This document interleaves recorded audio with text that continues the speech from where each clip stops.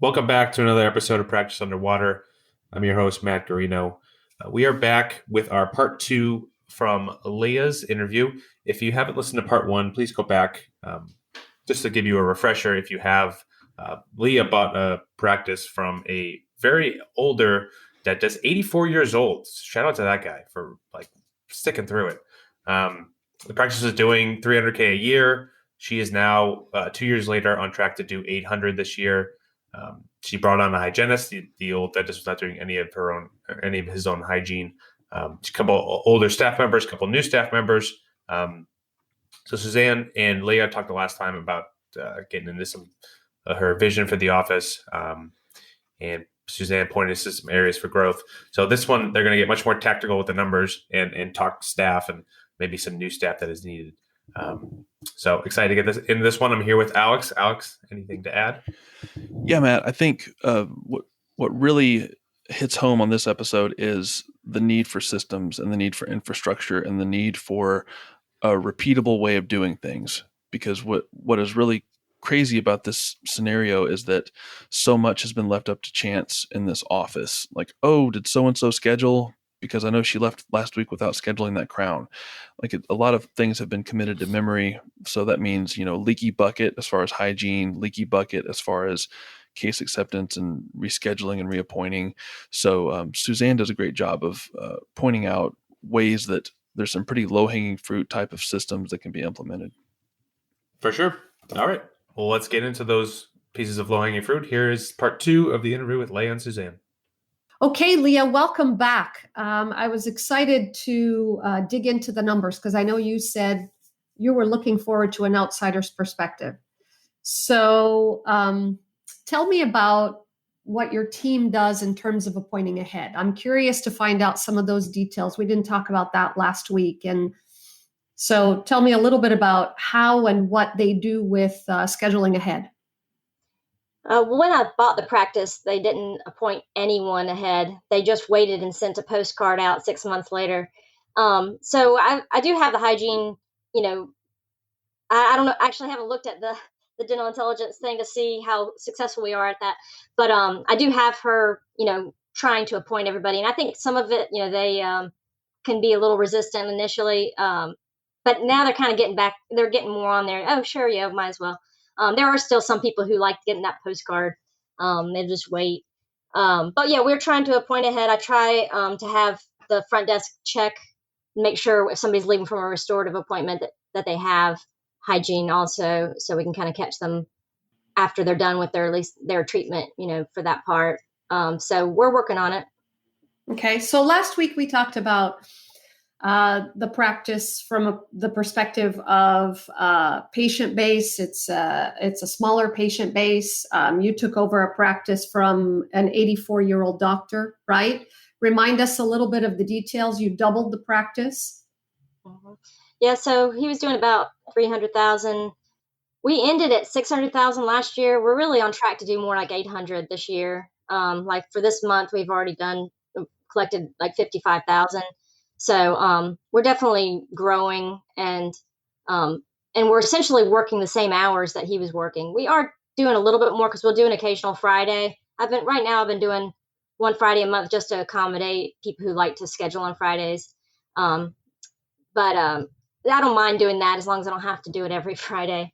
But essentially we've been working about the same amount of time and doing twice to getting close to 3 times what he was doing before. So it's just been through being more productive in the time that we're here and having a full-time hygienist, essentially. Mm-hmm. And so we talked about also, for those of you who may not have listened, I want you to go back and listen to last week's episode to really hear about how, really on target Leah is with looking ahead and kind of mapping out the things that are important for her, sort of like things she's not willing to compromise on. Right, Leah, you're wanting lifestyle, you're kind of choosing that. And from a patient quality standpoint, you're, looking for those patients who like what you have to say and kind of are accepting treatment. Tell us a little bit about that.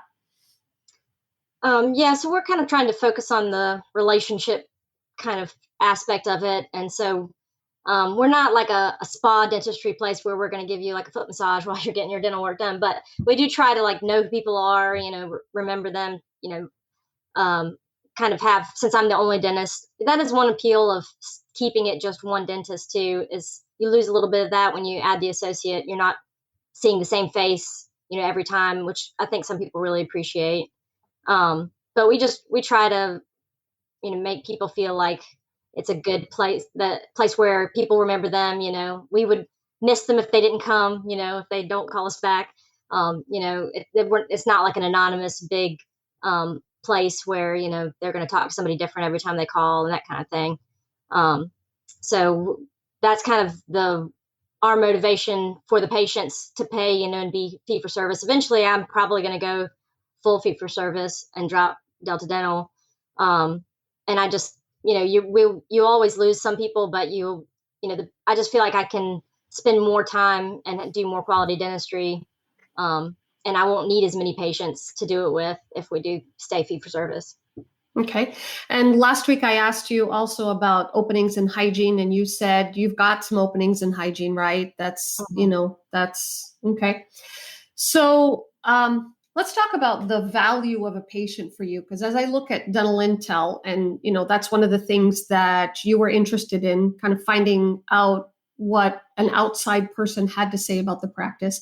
If I were to look at value of each patient, because that tends to be the direction you're headed in, you're a solo doctor now, and to kind of become a productive solo, which sounds like that's your quote unquote interim plan here, is appointing ahead at a higher ratio. So, and what I mean by that is when I look at the total patient base, just under 800, and I look at how many of those patients are scheduled ahead for their next hygiene appointment in the future, I'm seeing, about roughly 65% of those appointed ahead. So I know our gut is telling us, yeah, everybody appoints ahead upon leaving the practice. But I think if the outsider is telling you, let's take a look at this number and really talk to the hygiene team about what they're doing to make sure they're appointing ahead at a level of 90%. Because in your case, everybody, has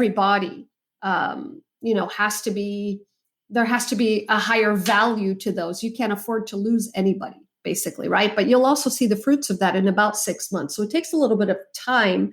If the hygiene team is actually working, both of your hygienists are working toward making sure everybody's leaving with their appointment scheduled ahead, it takes a little bit of time to see the fruits of that. So just really being proactive. Then from the perspective of the value of a patient, I look at your diagnosis. The diagnosis ratio is pretty good. I mean, you've got a lot of people that you're diagnosing on. Where I feel like the next step would be is really looking at closing the gap on the ratio of patients that are saying yes. So you talked about the older team member that you have at the front. So just as a reminder to the audience, there's a 75-year-old lady, right? 75 years old at the front. And it's not her age at all that I'm worried about. It is more, everything that she's kind of taken over with you not necessarily having a backup plan for her replacement, and how she's going to take all of that knowledge and transfer that to someone else. The procedures that you're tending to do when you've got a patient scheduled in the chair for, a whole morning, sounds like those are productive procedures. Do you have someone in place is she good at closing that type of dentistry and getting patients to say yes to that? Yeah, a lot of times that's just me. Like I will literally bring the treatment plan back and talk to them about it. If we're going to work out a plan, on the number side, I'll have one of the front desk, the swing person, or the main one. But they don't really talk to the patient about like the treatment that needs to be done, and the cost of it. A lot of time, I'll have them just print out a treatment plan, after a hygiene appointment or a new patient appointment, and give it to them after I've explained everything. But there's not much closing of cases other than what I do, probably. And I will spend time, and explain to them what the numbers on the sheet mean, and and what priorities we have and things like that. I will take the time to do that, which is maybe not the most efficient use of my time, but I guess I don't feel like anybody on the team knows enough yet to like answer their questions and really um, and tell them why it needs to be done. Other than, there's a cavity, this needs to be done. But when it comes to some of the bigger things, it's usually me closing the cases. So I think we're on the same page there. I think we're definitely saying the same thing, right? If you don't have anyone to take over that and you're feeling like you're having to, and the team is kind of depending on you to get the dentistry in your chair, then at that point, you were mentioning like, as we grow, I don't feel like you're going to be able to continue to do that at the level that's going to get patients to actually say yes. Now, like I said, you're doing a good job at getting the diagnosis done, but where I'm seeing the opportunity here is in the number of patients starting treatment. So we've got about a 25% ratio on average. So that means, 3/4, 75% of the patients that you're recommending treatment on, 75% of that dollar value is still sitting out there, right? So I want you to think about longer term, and short term, the solution was you, but longer term, the solution has to be handing that off to someone that is a really strong treatment coordinator. And so it doesn't sound like you have that person on the team right now that could move into that kind of a spot. Talked to somebody. I used to work in another office, and originally my front desk said she was going to retire this year. And so I actually already talked to somebody about doing it. And then she said, well, no, I have too many expenses. I want to keep working. And I had thought about maybe having her just like, so I have a 75-year-old assistant, and actually the front desk is only 72. She's much younger and more chipper. So anyway, I was thinking that I might have her suggest that she move to part-time and then bring in a full-time, just front desk, treatment coordinator kind of person. So I don't have to rely on that other swing assistant to be doing all the other computer things and, that I can't kind of rely on her to do. And I don't have her do anything that involves, getting up and moving around. I actually kind of feel bad to make her, go into the operatories. The assistants check out people now just for COVID reasons. We don't send them up to the front desk. So most of the time the assistant's just going back and forth and she's just staying there. So she's not doing any of the kind of patient interaction other than just letting them know, what their insurance covered, what they owe, and filing, that kind of thing. Mm-hmm, mm-hmm. Well, I feel like you need to prepare for the future here, right? You need to set someone up. It does take some grooming. The treatment coordinator that will be a strong one to actually close dentistry, do financial arrangements in a really powerful way, someone that the assistants can hand off to. And, you can get going in terms of, as the patient base grows, doing your 2 hygiene checks an hour, whatever else is needed. I feel like that's something that should be high priority on your list, is to get a treatment coordinator and take that off your plate. Again, making sure also that patient is scheduled ahead for hygiene. So let's kind of go back to that. You've seen, so your patient base shows about 717 patients, but you've got 580 that have actually been seen in hygiene. So there's, 100 and some there that are we making sure that the patient is leaving, that's sitting in your chair, are they leaving with their next hygiene appointment, or are they leaving only with that appointment for whatever treatment is necessary in your chair? I would say let's make sure that the assistant is handing that off or doing that chair side so that we close the gap there with the number of patients scheduled ahead. Like I said, no one slips through the cracks basically in your practice, because every body is so valuable that you want to make sure their next step is accounted for immediately. And, you can be doing a hygiene check and the assistant be sitting right there saying, hey, we noticed, Mrs. Jones, that you weren't scheduled for your next appointment. Dr. Leah has asked me to make sure that gets done. Let's go ahead and do that while we're waiting for her. Or, that happens right then and there. So we're looking at a patient leaving with a hygiene appointment for sure. And then if they need treatment, of course, they're scheduled for that next appointment. And as the patient base grows, I feel like that really needs to be tightened up so that we are looking at a level of a 90% appointed ahead. And the difference between the the patient base that you're seeing and the patient base appointed ahead also involves the new patients. We just talked about your patient base, but from the perspective of new patients, I see there are several that are not appointed ahead in hygiene. So, from a quality new patient standpoint, if we're welcoming a quality patient, is that patient seen on the hygiene side? Are you seeing a new patient? Tell me about where they're seen and what those steps are to make sure that they're appointed ahead. Yeah, so we probably are doing half and half kind of emergency exams and half seeing in hygiene. I will say I have the unusual circumstance of getting probably 3 or 4 new patients, those are air quotes for the audience, from my dad, who just sends them for their extraction and then they go back. So that may affect the number somewhat. But I'm sure that there's other people who come in because they just want a tooth taken care of, and they'll say they're going to call back and make their follow-up appointment. Because I usually will mention, if they're coming in for one tooth problem, then I'll say, and I'm just looking and I see, a lot of buildup on your teeth, or I see you got some other cavities, so we should take care of this. But we want to also make sure we make an appointment for you to come back, and we can take a look at everything and figure out what the next priority is going to be, so we don't end up here again. So I usually will mention it, but I don't necessarily, by the time that person leaves, make sure that happens. So I probably need to make up just a plan for some accountability on that front to follow up. Yep. I love the fact that you're mentioning it. Where I feel it may be falling through the cracks is what happens when the patient gets up from your chair, right? Mm-hmm. That accountability, like you discussed.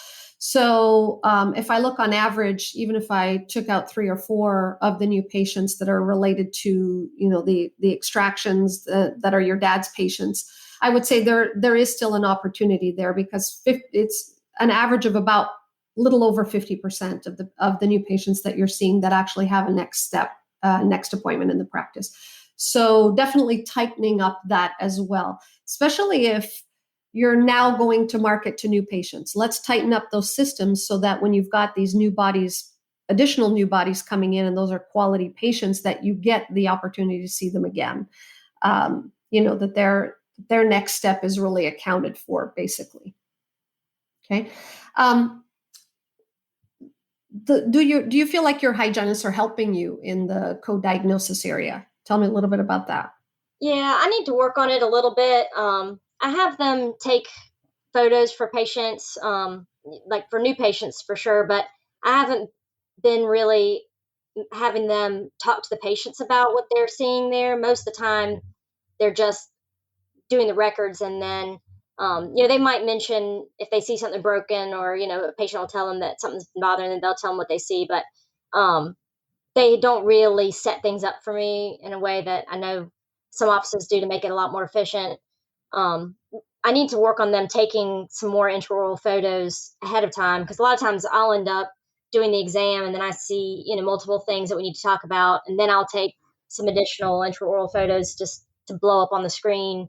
But I think it probably would be helpful if the hygienist did that ahead of time and kind of put that in their ear. So I think they're comfortable with the obvious. If a patient brings up sensitivity or something that's broken, I think they're doing great at that. What I think they can help you more with is, what about the outstanding treatment that may have been recommended in the past? Is that something that gets brought up at today's appointment? And revisiting that with the intraoral camera, and then teeing that up for you so that when you get in there, again, we're looking for patients to say yes more often to your recommendations. And if they did not the first time, then let's make sure we're able to capture that the second time. Right?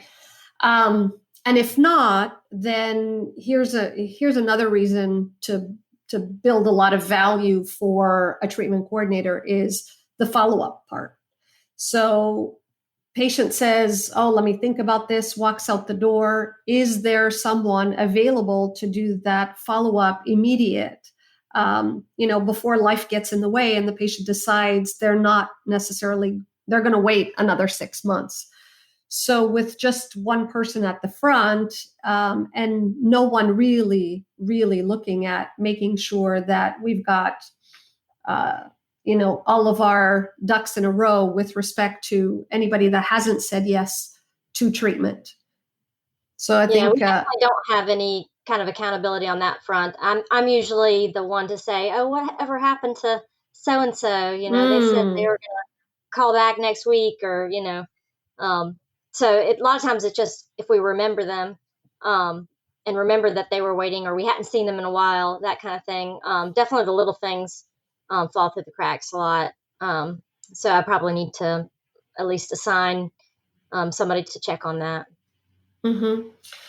So I think we've built value for a treatment coordinator role, because that's exactly the definition of that description of, being able to hand off, or a hygienist to hand off, continuing that discussion, answering questions, getting financial arrangements done, and then following up on any of the outstanding treatment prior to. And then when the patient is back in the chair in 6 months, if there's still dentistry that's outstanding, then there's a plan on how are we going to address that with the patient, and then back to the treatment coordinator again, to kind of finalize that. So I see a real need for that, especially given that at some point that administrative team member that you currently had said, hey, eventually, like pretty soon, I'm thinking of retiring, not sure when, but that could happen quick. And I feel like you don't have a backup plan at this point in time, right? So I would say get someone groomed sooner rather than later. And that will also help make sure that you've got an ally to account for everybody coming back in the future. And, relieving the front office person so that she makes sure that the back end. So that leaky bucket is another thing that I want to address, is those patients that aren't being scheduled in the future.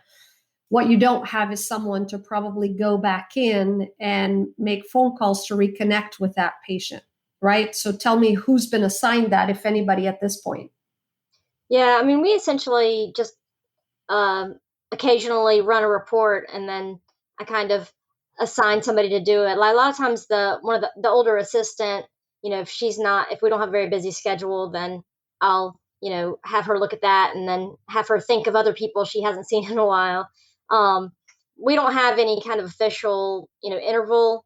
And there's like a recall system that, checking to see who's due, but that doesn't actually show the people who, totally fallen off. So I do know how to run, we've run it a couple times, and then, marked off, what's going on with certain people we know, not coming back. But we try to just do it periodically, and then, call and update with people. But I've been trying to get them to start texting people too, because I'm learning that apparently people don't listen to voicemails anymore. People don't answer their phones anymore.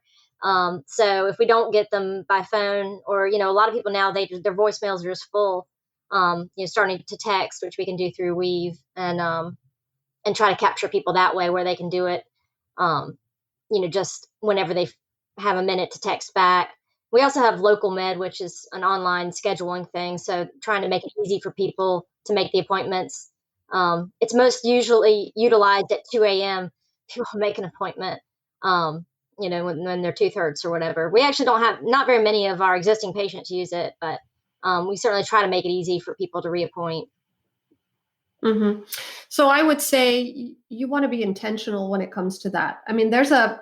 We've talked proactive, right? Making sure the hygienists are pointing ahead, having the assistants also keep that top of mind. So that's kind of the proactive approach. And when you're needing to be reactive, then we do need a system in place to connect with patients that we may have seen or may not have seen in a while. And if I look at that 0 to 6 month group of patients that you've seen yesterday to about 6 months ago, there are quite a few. There's a little over 35% that are actually overdue, or not overdue, but not scheduled ahead. So those patients are easily going to bump into this overdue status and get into that 6 and 9 month. And the further up they go in time, the harder it is to get back in, as we know. So I would say, again, going back to having a TC at the front would mean the current person up there, it would be assigned the task of regularly working on a reactivation system so that you do have these openings filled, and you have a list of patients, as you mentioned early on, a list of patients that want to come in sooner if the need is there. So we're building an ASAP list. We're kind of building some ammunition to be able to fill that schedule. So proactive and reactive measures to get these bodies back in, those are really valuable to you. Your patient saying yes to the recommendations, having someone being able to close the dentistry, and then having someone follow up is definitely going to be the best option for you to make sure no one slips through the cracks. Yeah, that definitely, I mean, I've been exploring it, and I've just been debating how to manage it. If I should just bring on the treatment coordinator as an additional employee, or if I should encourage some other ones to scale back, ask the other one to move part-time, or, even if I kept my other front desk and I had the other assistant retire, I just don't, as a person and not an employer, I feel bad, ushering them to the side, but I know it'll happen at some point without my input. I don't think that I'll keep them into their 80s. So I just need to decide if I'm going to do anything about that, or if I should just bring on another assistant. And I don't actually, a treatment coordinator in addition. I don't really mind being a little overstaffed. That I'm not way overpaying them or anything as it is.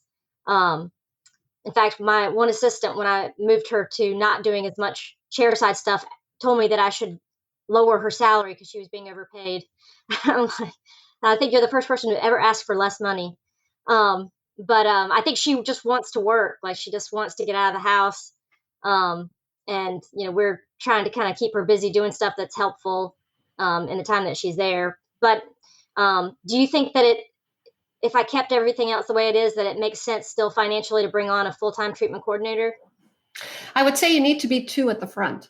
So whether that's a decision on the body that you want to keep there, who it is, I would say you definitely need to have 2 people up front, and you need to have someone ready to step in if the current administrative team member that you have is going to step down. Right? So you definitely need, and you're getting to a point where you're going to need two assistants. So if we're looking at an ideal scenario, and also, for our audience, for you, 2 assistants, 2 front office, and you're headed towards increasing hygiene, but you've got, and I don't mean 2 bodies, I mean 8 days of hygiene. So you have 4.5 at this point and are growing the patient base.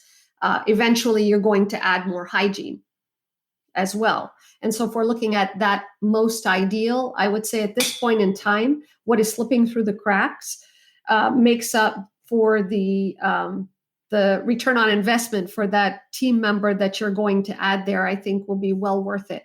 You guys seem to be keeping a lot in your mind, like a lot of patient names. You're going back and you're going, oh yeah, I remember this person and that person. And to some extent, that's great when the patient base is a little smaller, but as it grows, you're not going to be able to keep all this in your mind, or shouldn't be able to keep this all in your mind.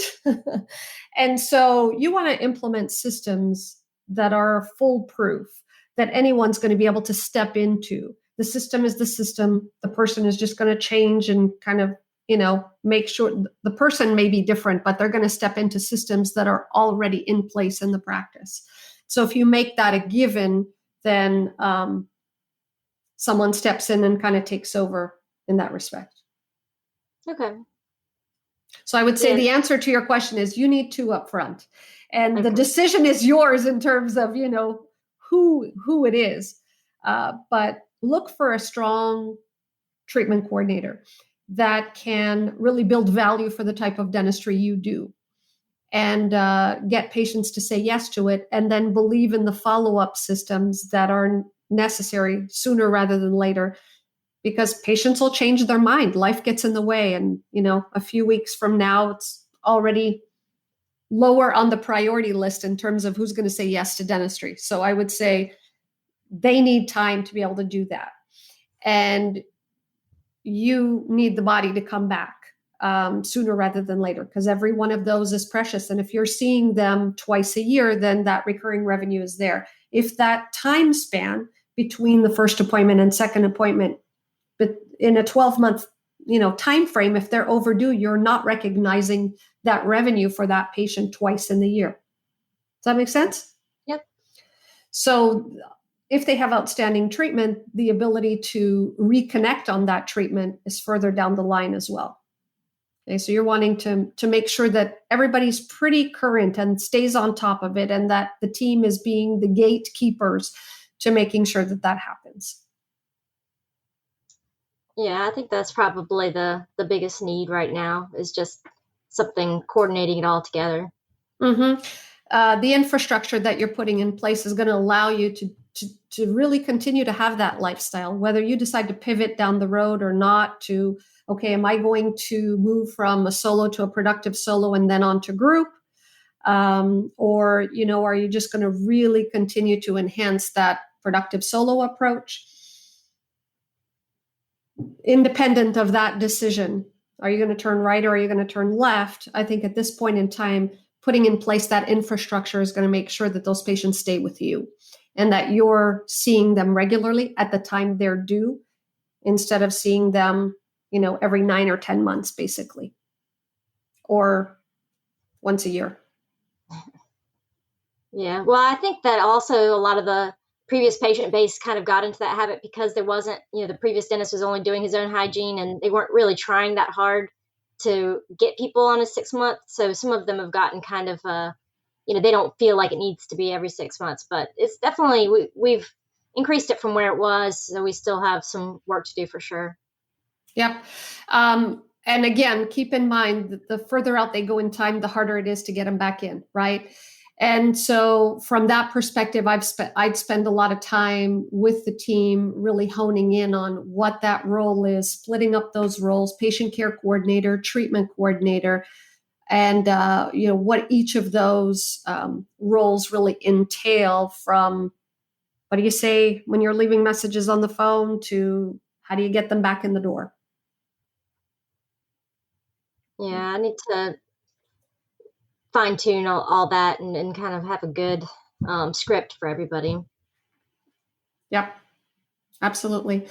So at this point in time, I think I also would just kind of like to add the idea of making sure the hygienists are also really looking at fluoride, really looking at perio. Those systems as well are important. So calibrating them, having a team meeting with your hygiene team to really assess, are we all on the same page with the way we're diagnosing perio, what we're offering to patients, really making sure that both of them, as right before you grow into needing more hygiene, at least you're looking at enhancing those areas and that setting that protocol in place now rather than later.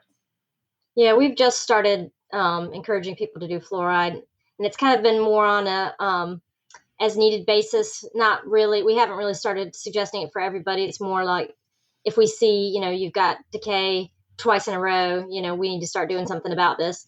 But I'm trying to get a good, I guess I should say, script together, just a way of introducing it for everybody, just to put it out there. Because I feel like, I've never had a cavity, and I'd still probably do something preventative if my doctor recommended it, my dentist recommended it. So we don't necessarily need to only suggest it for people who have decay. It can still be beneficial, but we just haven't put that in the system yet.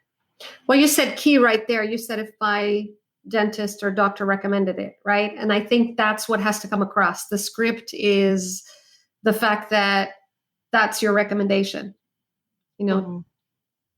Dr. Leah and I spoke before your appointment, and she recommended we do fluoride for this particular reason. And the hygienist describes the reason, and it's rare that a patient will say no to that. So first of all, is it protocol? Second of all, is the hygienist on board with her beliefs regarding that? And then just communicating it with value to a patient, if that is something you guys believe in.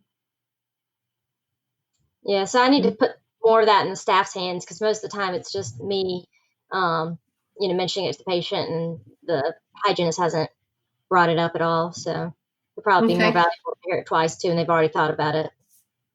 So I think you've kind of self-diagnosed something right there when you said in your hands. And I think there were a few points here where we kind of talked about that. Is you're keeping in mind these patients, you're going to tell them, hey, this patient, we haven't seen in a long time. Hey, this patient needs some dentistry. Let's get him back in. And so let's kind of take that and take that off your plate and put that in the hands of the team, where you're empowering them to have those systems in place so that they don't have to rely on their memory. They don't have to rely on going to you or you coming to them. They've got it in a system. They can pull reports, and just make it, this is what we do on a weekly basis. Whether it's we've got an opening in hygiene or not, it's a system that gets worked on continually, so that, yes, it's called a reactive strategy, but in a way it's kind of proactive, right? Making sure that we are always connecting with these patients. Because again, the further out they go, the harder it is to get them back in. And so that system being worked on regularly every week will have an impact. And you're never at a point where you're scrambling to fill the schedule. You've got those openings. And even if you're putting patients further out, you're putting them on an ASAP list, so that in the future, you take care of that. Yeah, we just need to be busy enough so that we'll have that backlog to fill those openings. We're getting there. There you go. Awesome. All right. Well, thank you for being a guest today on Practice Underwater. It was a pleasure speaking with you. Take care. Thank you. All right. The boys are back. Hope you enjoyed the interview with Leah and Suzanne. Alex, thoughts right off the bat? Where to begin? I mean, I think I love Leah's mindset. I love the fact that she's open to all of Suzanne's feedback, because honestly, as we've seen with a lot of our Practice Underwater guests, that's half the battle, is getting people to realize that there is a lot of improvement to be made, and that sometimes the first step is to take a hard look in the mirror. And so Suzanne does an excellent job of calibrating Leah's approach with this episode, and gives her some really good, tangible ways to realign some things in her practice. And a lot of those things are just bare bones fundamentals that need quite a bit of work, because we're 2 years in at this point. And, some people have different approaches. Some people come in guns blazing and implement systems from the outset, and then other people, they give it 6 months or a year. But we're coming up on 2 years now. And so it was good timing for Leah, because now she has a lot of take-home messages that she can implement right away. Yeah, I mean, I think, whether you come in guns blazing, whether you just are kind of meekly beginning your ownership, proactive retention needs to be your number one focus from the start. Mm-hmm. Like 65% hygiene pre-appointment 2 years in is unacceptable. Mm-hmm. That number needs to be attacked from day one. Yeah, because we teach 90. I mean, my office, 95 is the number that we try for, because your ship is going to sink if you don't do that. Because I guarantee you that the previous owner at 84 years old, he probably didn't care as much as he could have about retaining his patients, because there wasn't much of a hygiene program to speak of. And now that Leah's building her own hygiene program, that's priority one. That's metric number one. When you're having your morning huddles, when you're having your team meetings, however, with whatever frequency, harping on that number and harping on its importance and what it means to the practice and what it means to everyone's positions in the practice. Like, if your patients leave and don't come back, then you don't have a practice. So making sure that that's happening, and Leah's rationale for not improving that number to this point is that the hygienists aren't used to reappointing patients, and the front office team isn't used to that workflow. But the quick answer is build value for that. When you're explaining it to them, say, look, the practice does better when you're reappointing these patients. Studies show that patients that make these appointments in the operatory right after the appointment are more likely to go ahead and schedule rather than walking up front and doing it on the way out when they're 1 foot out the door already. So getting hygiene reappointed, getting that reappointment rate up above 90 is that one thing alone is going to help her immensely. Oh, for sure. And especially when you pointed out last episode that in a smaller practice, all of these interactions and every patient means more. They're a higher percentage of what the practice does a year. Therefore, inherently, they are more financially important to the health of that business. And in the hygiene realm, I loved how Suzanne pushed her on the co-diagnosis that isn't happening currently. That the hygienists are not actually talking about patients about treatment. And Leah is someone who likes to diagnose comprehensively and is having to work really hard to dictate that treatment and present that treatment to patients. And with the lack of a strong lead up front to present the treatment, she's doing a lot. And it seems exhausting. The fact that she's grown this practice to the degree that she has like more than doubled it in 2 years is a testament to her, because she's doing everything. Like, she's breaking down the treatment. She's explaining why the treatment is necessary. She's following up with the hygienist to make sure that the hygienists are taking those intraoral photos. She's talking finances. I mean, you get someone in there that can discuss treatment, build value for treatment while Leah's in the next room already with her next patient. I mean, that's so much more efficiency than what she's currently enjoying. So there's a lot of opportunity there by getting a treatment coordinator in there that can make her life easier. And, that's going to get her to that productive solo level that she wants to get to. Yeah. I mean, as the dentist and as the owner, you can't be every role and expect them to happen optimally. Like, balls are going to be dropped when you try to wear too many hats in the office. And, I don't know if you can become an 84-year-old dentist by doing all that, like to a high level. I mean, that would be many years of running around. I know that makes my hair even grayer just thinking about it. But no, you bring up a great point there, because as the longer you do this, you want to make it easier on yourself. You don't want it to be the same level of difficulty year after year after year, decade after decade.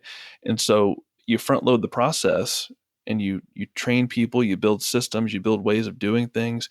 You make sure that your hygiene patients are getting reappointed. You make sure that your treatment coordinator is presenting treatment and then following up with the people that don't immediately schedule. One point that Leah brought up is that her overall treatment acceptance isn't where she wants it to be. Suzanne talks about that being around 25%. Most of our offices that we work with, somewhere between like 35 and 50, somewhere in there, depending on the type of dentistry. But with can you explain that number? Sorry to cut you off, but for people who may not know that. Yeah. So if we're talking about treatment acceptance, that's in terms of dollar value, the percentage of treatment that's diagnosed that ends up either being completed that day or on the books to be completed at a later date. So for example, if Leah if she diagnosed $5,000 worth of treatment that day, and based on her metrics, 1,250 ends up on the books, 25%. We'd like that to be closer to 2,000, 2,500. Now, granted, in a PPO office, statistically, you're going to get higher treatment acceptance than in a fee-for-service practice, because people are paying out of pocket with fee-for-service. But if she's able to really focus in on the stuff that only she can do as the dentist, and building those patient relationships and discussing the value of treatment, and then someone comes in behind her and breaks down the financial obligations in a way that's easy for the patient to not only understand but also commit to flexible payment options, then that's going to send that number through the roof. And that's extremely important in a fee-for-service office. Yeah, that's something we haven't touched on yet in our discussion here, is the fee-for-service route. What were initial thoughts about her kind of thinking that's where she wanted to go? Drop Delta, already in the process of dropping Medicaid. Well, based on the information that we have, it sounds like she's been orienting in that direction for a while now, and it doesn't seem to have bitten her yet. Like We don't know exactly the percentage of Delta patients that she has, but if that's the only insurance she's signed up with and she's out of network everywhere else and people are still, beating down her door to be seen, then, maybe that's the right move for her. Because if she wants to work a specific number of days per week and she works on her patient flow and she works on a little bit of marketing once she gets her front office team dialed in to where she can actually do something with that new patient flow, then yeah, it can make a lot of sense to do that if she wants to be high touch, high value, high quality, and then communicate that quality to her patients. Yeah, I totally agree. I think fee for service fits perfectly for Leo. I think, SB kind of comes off as that we love insurance, but I mean, for the right person, this is a great move. And I also would want to see what her thoughts were on her dad's practice, as she mentioned he would probably be selling in the near future, and definitely either an injection of patients or something can be worked out to really take advantage of that situation. To me, that was the curveball, and I was like, "Whoa, like pump the brakes here. What's going on?" And so it sounded like that was her intention all along: was buy her dad's practice and transition out of there. He would ride off into the sunset. But it sounds as if that the timeline didn't line up initially, and she was like, "I got to buy something. I'm ready for ownership. Dang it! Like my mind is already in that realm." And then this opportunity came along, and she pounced on it. And she's made lemonade out of lemons, obviously, but is it the most straightforward acquisition? No. And so even the way that she was talking about possibly taking over her dad's office and fusing it with her current office, it seemed like there was some trepidation there about the workload or the perceived workload of having two teams, two patient bases. Like it just seemed like a lot for her to want to deal with. But there's definitely a way to do it if she desires to. Yeah, for sure. And that was really cool that she said that part of the reason she went out of her way to go into ownership instead of waiting for her dad to retire was this podcast. And that's really amazing. I mean, that makes it all worth it. Yeah, it's so cool to be able to have that influence over, career choices and to help people make decisions that they wouldn't otherwise make. And for the most part, those end up being great decisions, even though like this practice, far from ideal to purchase, but she's turned it into a pretty solid little practice that's on its way toward $1 million just by using some shared practices principles, not implementing everything 100% to the letter, but by knowing loosely what to do, she's made a good situation for herself. For sure. All right. Well, I think that's a good place to kind of wrap up. Thank you, Alex, so much. And hope you all enjoyed the interview with Leah. We'll see you all next week on Practice Underwater.